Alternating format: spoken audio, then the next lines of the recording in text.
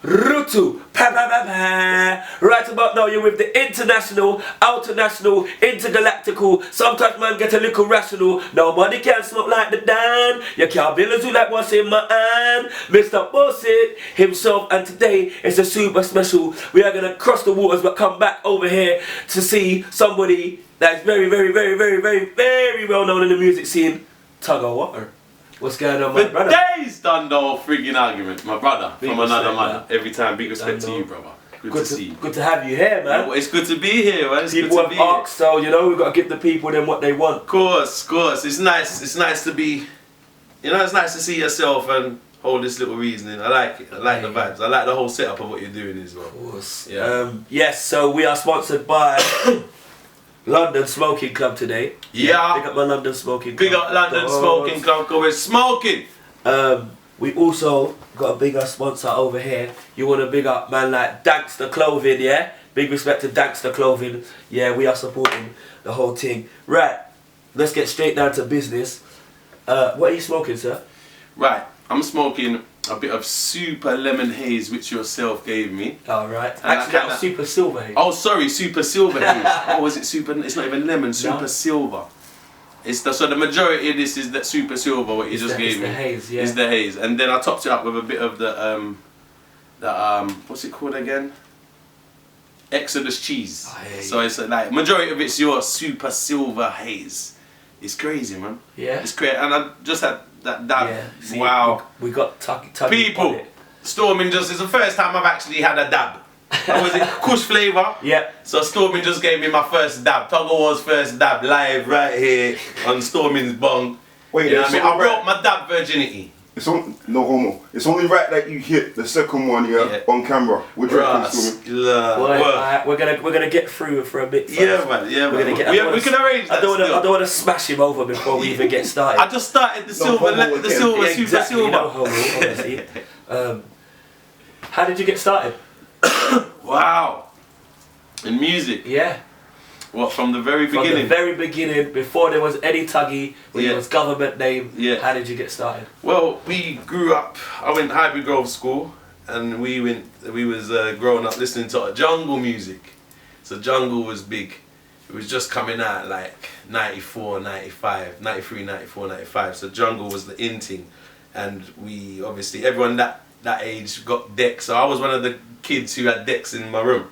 And people used to come around and I turned into a little jungle MC, me and my brethren, Selector Dark. At the time it was MC Dark. Right. And we used to MC together on jungle, and then we started that was how it kind of started really, and just me chatting. And then I was buying various records at the time.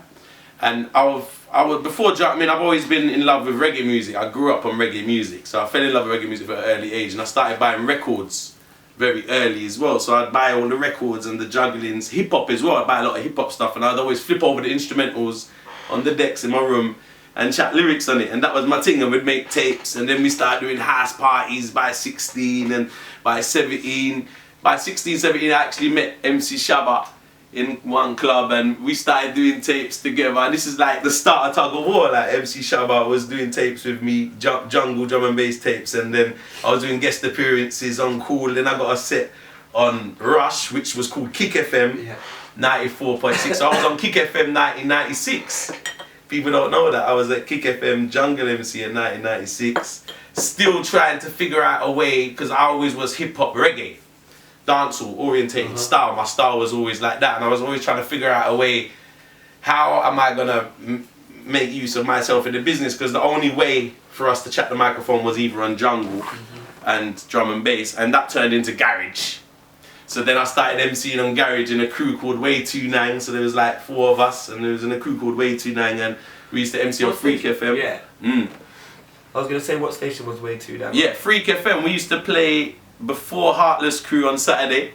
So Heartless Crew was on when we was on there. EZ was on the station. DJ Ironic. You know what I mean? All these people. So we used to play 2 shows a week. We had a bashment show on a Tuesday. I think that was 12 to 2. And then we had a show on a Saturday, which was the House and Garage show. Now the bashment show, I was the only one that chatted on. So it was Selector Dark. We used to spin the rhythms. and I used to chat the lyrics, and then we'd do the juggling, and then we'd flip it up. We used to mash up. We used to call it the High Grade and Alizé show. Right. This show got famous because we used to just go up there with bare drink and bare weed, and we used to just vibes out like crazy, you know what I mean? And then we got a big name off of that. Everyone used to listen to it and everything, and then from that, we made a record. Are you ready for the Way 29? I don't know if people remember that record there. We were selling it in the record shops. We were doing a little PAs here and there. This is before I went to Jamaica. Okay. You know what I mean? And then I went to Jamaica around that same time. I only went for 2 weeks and ended up staying for years. and it's in Jamaica where I became a authentic dancehall artist. I learned it. It's like. And it was funny because all my life prior to going to Jamaica, I've had this dancehall style, but there was no industry for me. It was either garage or drum and bass. And even though I love both, I was neither. You understand what I mean? Yeah, so how did you get the name Tugga War? The name Tugga War, well, that was given to me from a guy in Hackney. I have to say big up Pinky in Hackney, because he actually gave me the name Tugga War. Because it was, alright, the first name was MC Tugboat, so let me just go back to the first name. From school days, it was MC Tugboat because I was big. I was a big kid, you know what I mean? I had a lot of weight on me. And you remember WWF, the rest of it? Yeah, so they Typhoon and yeah. Do you remember they had Earthquake and Tugboat? So Tugboat was when you used to go like that, like, so they named me MC Tugboat. So MC Tugboat turned to MC Tugga. Right. So I was just Tugga. The boat kind of cut out, everyone just called me Tugga. And then, because I was always I've always had this war thing about me when I've been chatting the microphone. Like, I've always been aggressive. I've always been like, I'm in competition with the next man. I've always had that sort of very competitive war vibe about me. I'm really hard hitting. Do your thing, man. Yeah. Bruh, your time. Am I time this? Yes, sir. Alright, brother. Yeah. Go for it.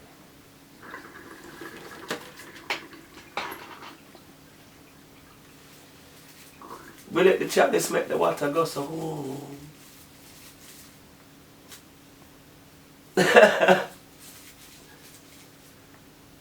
That's straight flavour.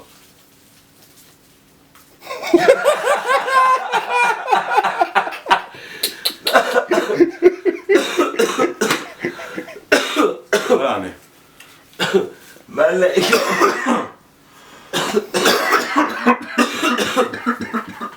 Yeah, man. Bingo, bongo, whatever for saying. And the dabs, you're the guy, bro. You got us. You got us, cuz.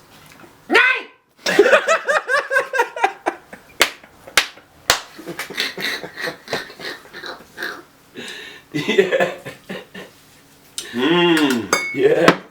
Just liven up the I need a glass of wine. Heineken ain't got it. It's got to be the wine. Right. We need wine now. Now this interview's getting good. This is the best interview I've ever done. No disrespect to anyone else I've ever done an interview with. This is the best. Stormin, you don't go and get your game up, man. Stormin smoke point. Stormin smoke point.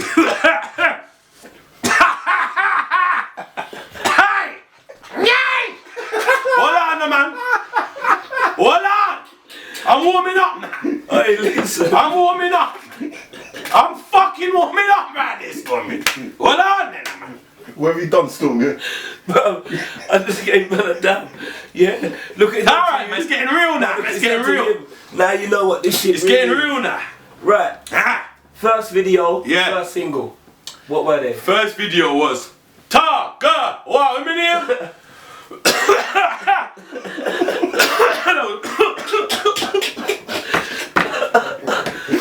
You remember it? Remember? I was looking like a right cunt in one club with a chain around my the video.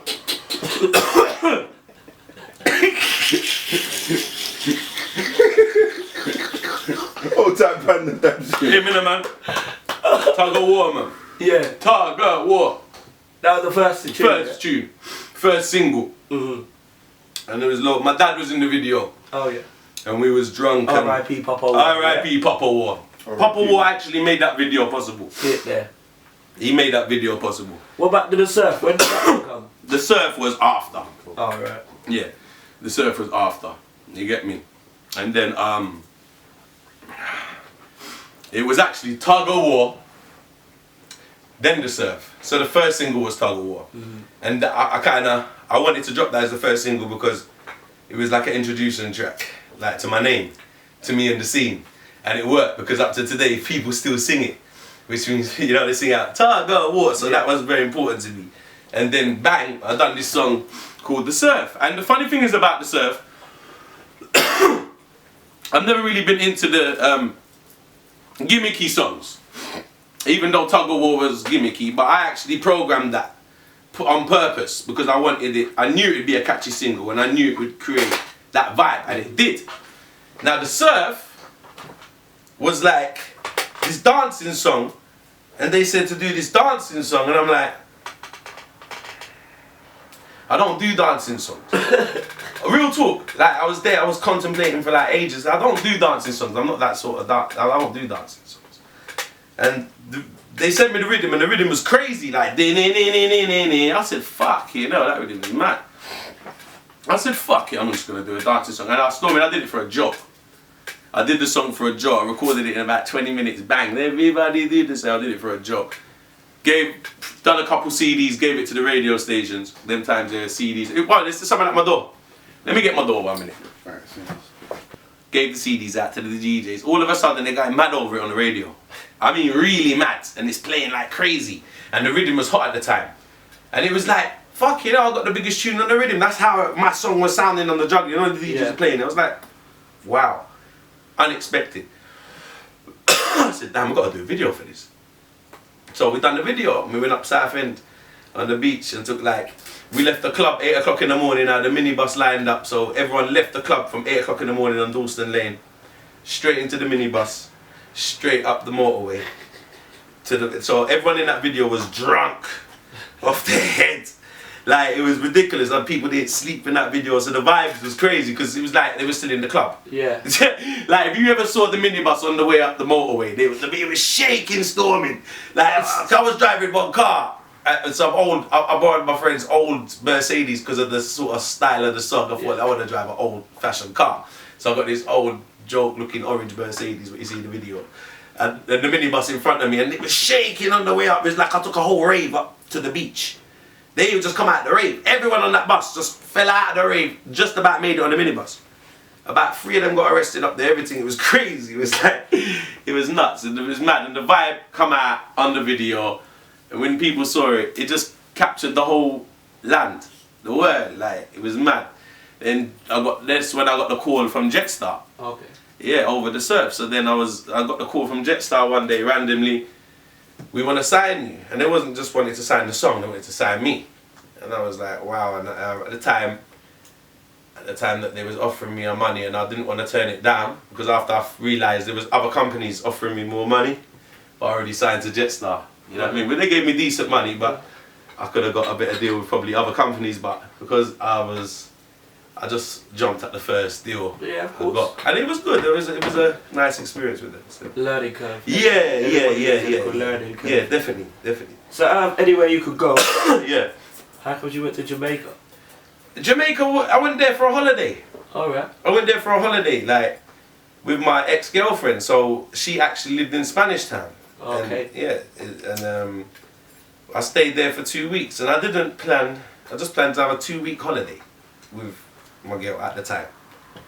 And I don't know what got into me, but because I'm gonna be real with you, before me doing music, my business was ganja.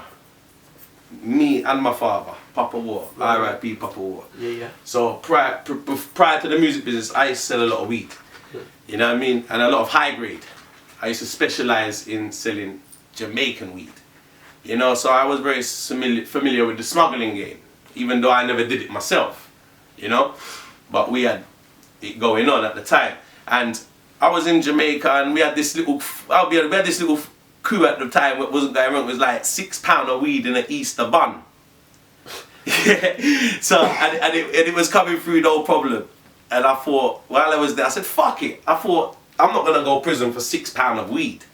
Because it's not that much weed. Well, it's a lot of weeds, but it's not like 20, 50 keys. Now, you would be nice because it's legal out there. Exactly. Yeah. Exactly. And it's legal in Jamaica, people. They made an example of me because where I just tried to bring this £6 of weed back to England,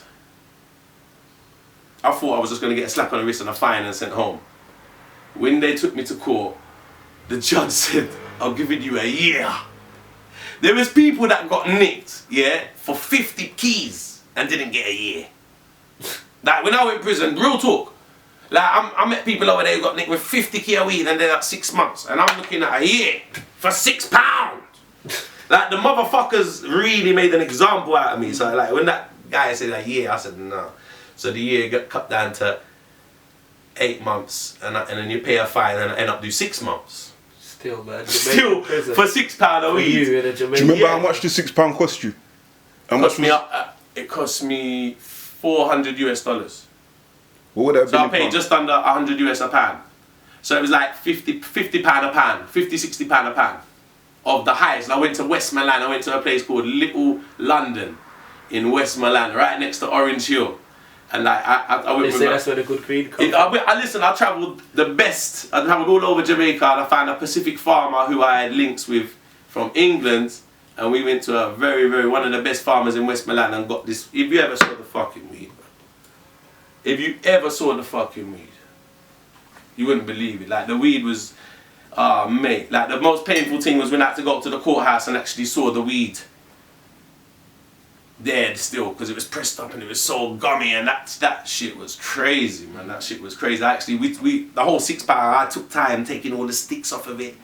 You know what I mean? I cleaned it up myself. Took 4 hours. Me, my ex, another 2 people cleaned up the weed for 4 hours. Stormin, pressed it in the shape I wanted it. You know what I mean? Went back to Spanish Town where I was staying. This is some band up abroad life. This is from smoke but to band up abroad life. Real talk, right now, you know. Real talk. Oi. Yard edition. Yard edition. Yard edition. It's real shit. It's real shit. And like I said, I didn't go Jamaica to do it. But I'm such a fucking ganja madman, and I had the business going on at the time. Yeah. Weed was my business, so £6, even though it weren't that much, it still valued 30,000. So what happened as you went through customs, yeah? Well, what happened? I went to I missed my first flight. Oh. And then, yeah, so we missed the first flight. No, we didn't miss the first flight, but you know what? It was 2 months after 9/11, where it was the January. 9/11 was 3 months ago. Right. So the security was so tight in the airport, they was asking people to check in 4 hours before the flight. Instead of 2. Usually you got to book in properly. Yeah, 2 because they want to fucking really check you properly. Me, I should have had the alarm bells ringing from there saying, Tuggy, this ain't a good time to try and smuggle weed. Like, but me as a madman, I'm not watching nothing. I'm like, oh, whatever. So I've gone to the airport. So I didn't really go late for my flight, you know. I've got to the airport 2 hours before my flight. When I get to the door, the man says, nah, you can't get on your flight. I said, you can't even come in. He didn't even let me in the airport. He said, you can't come in the airport. I said, why? He says, because you need to come 4 hours before your flight because of extra security thing because of 9/11. So we booked back the flight for a day, 2 days later. Same thing. Got to the airport now. Notice I was in a minicab on the way to the airport. I'm looking at my ex-girlfriend. And when I'm looking at her in the minicab, I can see her start smoking her cigarettes really fast. And I can see she looks like she's starting to fret about the carrying of the weed, because she wasn't aware of it, obviously. But I always tell her, so if anything goes wrong, don't worry, nothing to do with you. You never know about it. Yeah. You know what I mean? And I can see her from the minicab, because she was cool before all of that. But on the way to the airport, I can start seeing her looking a bit digi. I say, oh, this don't look good. Anyway, cracked on with it, got into the airport, went up to the counter, had to pay £50 a ticket to update the ticket then, because remember we missed the flight 2 days ago. So I paid the £50. You see when I'm paying the £50, I'm looking at her again. You see when I'm looking at her? She's turning white on me, like she's proper, I can see she's really getting a bit paranoid here. Me, I just say, oh, fuck it, whatever. So we're in the airport now, we've got to go through. So anyway, got the tickets, walked through the thing, so booked in. Come to the bit where they actually lift up your cases and search your cases one by one. So I said, here we go, bang, ready. So there's one man there, he takes up the case, well, I had 3 cases. 2 cases of clothes, and 1 case of food. So 2 big cases, you know them 3 set cases? Big, medium, small. two of the big ones with the clothes and the small one with bare food in it. And that's where the weed is, in the Easter bun, because I've mixed it up with June plum and all sorts of smelly stuff. All the smelly fruits you can get in Jamaica to mask up the smell. So anyway, the first guy pulls up the suitcase, puts it on the table, goes through the clothes, fine, wraps up the case again, puts it down, next suitcase of clothes, goes through it, then he gets to the case of the weeds, with the food, unwraps it, takes up the fucking, I don't even know, Easter bun, it comes in a box, with a bit of plastic over it, takes up the Easter bun, with the weed in it, puts it on the side, 2 boxes, because there's £3 in each box by the way, so 2 boxes of Easter bun, and then puts them back in, and seals up the case, and I think, I'm good to go, Gatwick here I come, motherfucker, with the highest, sucking a mama, you get me? Right, so there man's in the blood clot queue, all bossy, waiting to go up on plane, then about 2 minutes after that, I get a tap on my shoulder, by a police officer, a lady, an elderly, she was like a, higher than a police, like a detective, you know, one of them sergeants, something. To how she looked, because she was more elderly and she looked serious, and she tapped me on my shoulder and I looked at her and says, says, excuse me, I said, what? I'd like to search your cases. I said, I was keeping calm, I said, okay, but my cases have just been searched by this man. She says to me, I know, but I want to search them again. The minute she said that, I was like, oh, what is? So we're still there in the middle of broad day, like Kingston, Norman, Manly Airport, you know. Full up. She decides to take up the case now. We're still basically in the same place where the guy searching, you know, my man's searching the next person's case now. The one who just searched me, he's standing right there, so I'll deal with the next person. You get me? I'm here. Bang! She starts to take up the case and puts it on one table right next to the table where my one just done get searched. Right in front of the man we just searching. I'm thinking, what's going on? So she gets up the clothes one. She's got some ice pick, you know, like an ice pick. She's got an ice pick. She starts with the clothes one. The way she's going through the clothes, I said, I'm fucked. Because she take up the clothes. Bang, bang. She's all take up the shoes. I was like, I want the blood clot. That girl ain't got hard. You get me? So she's searching the case, So when she gets to the case with the food, because she's already stabbing up my shoes and my fucking socks. When she gets to the case with the food, she's oranges. Bang! Boom! But when she gets to the fucking bun now, she pick up the bun with the weed in it and she just went like this, Stormin. And it bucking at the weed obviously, and it zing! That was it. Pulled it out. Bare gum and weed. You know the way when she just stabbed the weed now, the bigger than the blood clot thing. Bare gum and weed that come and like the whole thing gum. This is a... That's country, man. You're under arrest. I said blood clot. Middle of the fucking airport, family. Shame like dog.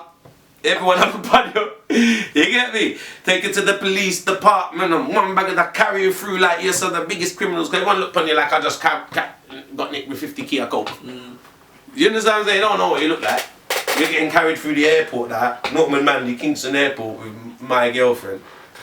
Ex-girlfriend. It was embarrassing.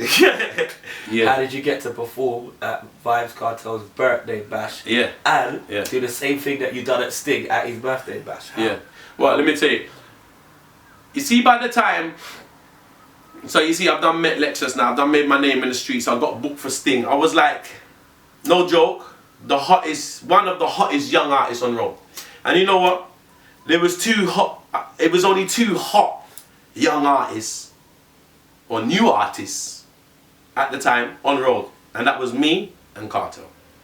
So even though I was the foreigner, obviously, you know what I mean, and Kartel started mashing up the place, started recording songs, and I met Kartel before he recorded In a Mika Kanai, with the Bakalaka Kanai. I met him just before that, and we were doing shows together because we were the 2 hottest new acts.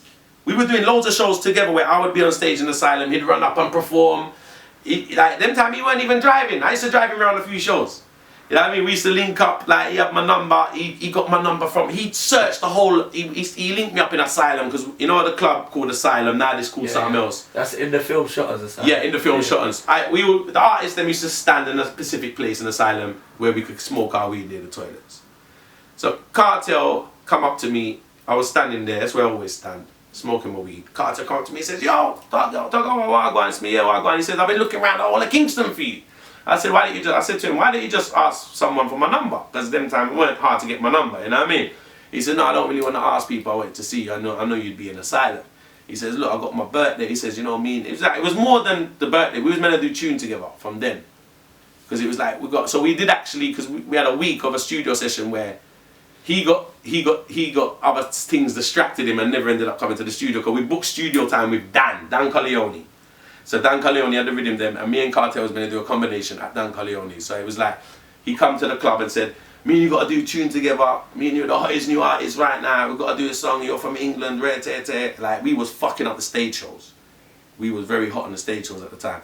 And I was destroying the place. And Kartel had a lot of respect for me. Like, I had a lot of respect for him. He was like a crazy new spitter at the time. He was an unbelievable, refreshing spitter in dancehall at that time, to me. Yeah. You know what I mean? Yeah, for everyone. And everyone respected what I was doing as well. And it was nice. And we had planned to do a tune, and he said, I've got my birthday bash in Portmore, come down. He says, I put out the flyer. It's exactly what he said to me. I put out the flyer already, so it's too late to put your thing, but I want you to be my special guest, come down to my birthday bash.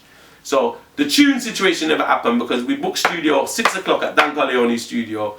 Went there, I phoned him up. He got busy with some Japanese sounds doing dub plates, and this thing went like, because he was just getting hot. Wow. So he was getting really busy. You know what I mean? So Clark and I was kicking off, the tune with Wayne Marshall was kicking off, he was getting hot, so the hotter he was getting, the more busy he was getting, and it was harder to get him at the studio. You know what I mean? So the tune situation never happened. But the birthday bash straight, 2 years in a row I did his birthday bash as well. So, and Sting, and they fall back to back, because Sting's on Boxing Day, and then his birthday bash is early January. Right. So Sting and Kartel's birthday bash is only 2-3 weeks apart. And they're the two main shows at that time of the year when Kartel was on road. Where he was called Vybz Party.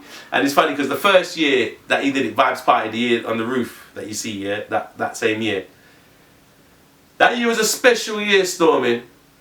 I'll be honest with you, it's a piece of history in dancehall. It's a very special year in dancehall. If you notice, if anyone watched that DVD back here, you see everyone on stage in unity. You see, after that year, you never saw that again. Yeah. What made you send for half of the grime scene? Why did I send for half of them? You know what? I'm a competitive guy. That's like I've always said, that's what Tugga War is kind of about, and like being competitive. And I think I got to a time where, you know, I even up to now, I'm going to tell you straight, I don't think I've been given the respect I'm due. You know, and like sometimes, especially in England, you know, I love all my English brothers and sisters that have done great over here in different genres. You know, I love everything what's going on over here. But you know what? I'm going to be real with you. I believe I've been undermined in the UK. Straight. I've been undermined over here.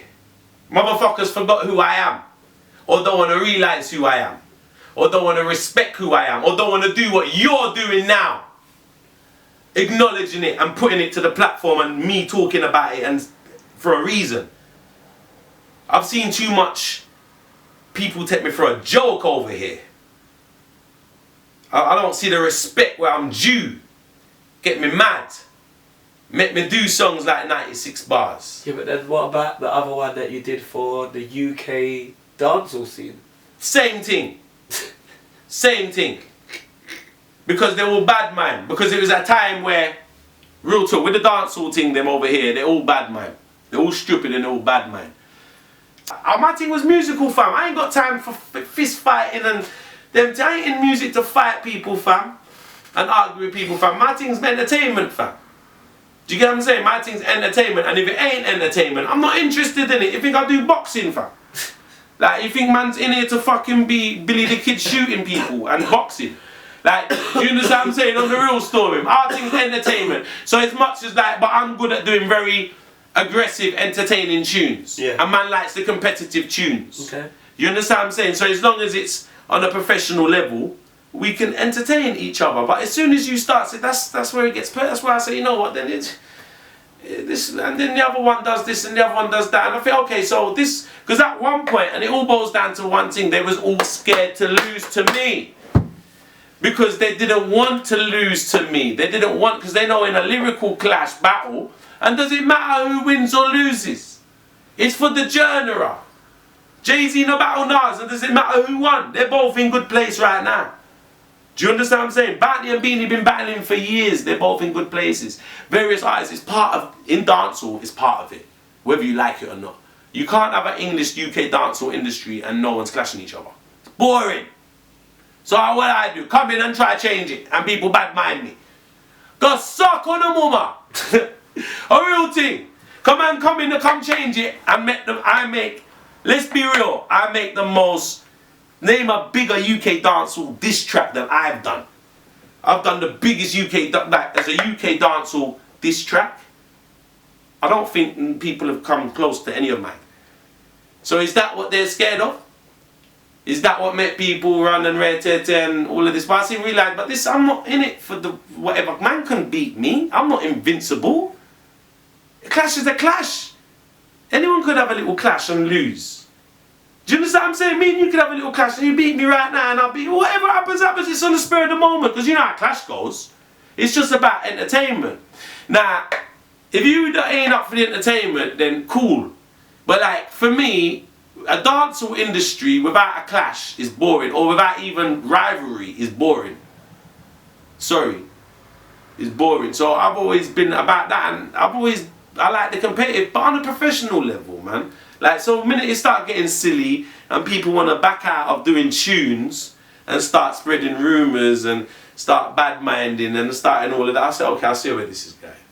But I kind of knew where it was going from the first. That's why I dissed them all, Stormin, because the reason why I kind of dissed them all, because I'm fed up of them all. Because I know their mentality. So you know when you're fed up and you just diss everybody, sometimes I get fed up too. Like, I'm a man of many moods. I was like, the place I was in when I did that, that's how I felt. You know what I mean? I'm not doing it now. Yeah. That's where we're going to get to the next question. Yeah. What is next on the cards for Tugga War? What's out now? What can we right. do with him? I've had a crazy year. Crazy year. Like, I started the year with an album called, well, we did the Grime thing, remember the 96 Bars was last year, right? Yeah. Where I dissed all of the artists them, and I started the year off with like a trap mixtape called Trap 10. And then I did a mixtape called King of Hackney, which got over 500,000 streams on Spotify, done really well. And then I dropped another mixtape called The Calm Before the Storm. And then I dropped another, and then a new album was, my first album was of the year, it was called Mitigate, produced by Chameleon. And that was crazy, we dropped that in July. And that is like mad success, great videos, great streams on Spotify, downloads, everything, people them love it. Bare videos off of it as well. Yo. And man just done a brand new, yeah, let me show them the Mitigate. That's the Mitigate thing right here, show them the Mitigate stuff. Right there. This is the album I dropped this year, Mitigate. Check it out. iTunes, Spotify, YouTube, produced by Chameleon.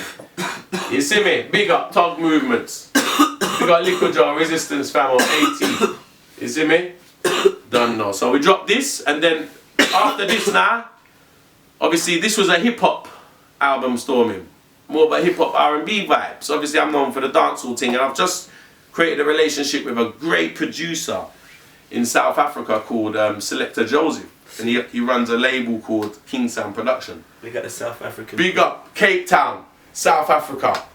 Big up Selector Joseph, King Sound Production. Big up. You see me I say? So me and Selector Joseph's been working for the last year or so, and we put together a great dancehall album called Dancehall at Them. It's just a nice 8 tracks on it. Yeah. And then that was great. We've done a few videos off of that. And then I dropped a real drill trap hardcore mixtape called Savage Music. You see it? I see the video. Yeah. That one is crazy, some man. Some girl gone wicked. Yeah.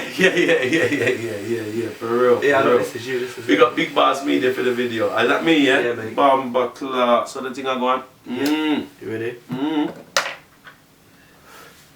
Ready, left, ready it up. Well on, you ready? Yeah. Yeah. Go ahead. Go on, draw it. Yeah. Go on.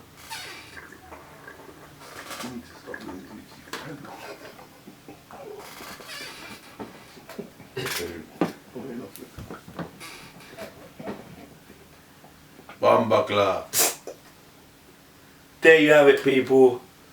Stormin Smoke Point with the one and only Tugga War. Check it out right now. Mitigate album, Savage Music out now. And I'm dropping 3 projects coming up right now. We got Big Up DJ Diablo, Revenge of the Hackney Kings mixtape out soon. Then we got a Retribution mixtape and Dancehall Explosion. I'm giving you 3 albums back to back. Yeah, I got sick of me around of this. At Tugga War, Instagram, Twitter. Stormin, Smoking Point, Roll a Joint. Done now already. Let me know who you want me to sit down with, smoke, talk to, find out what's going on. Right at the bottom. All there, that and all of that. So, we are out of here. Boss it. Boss it!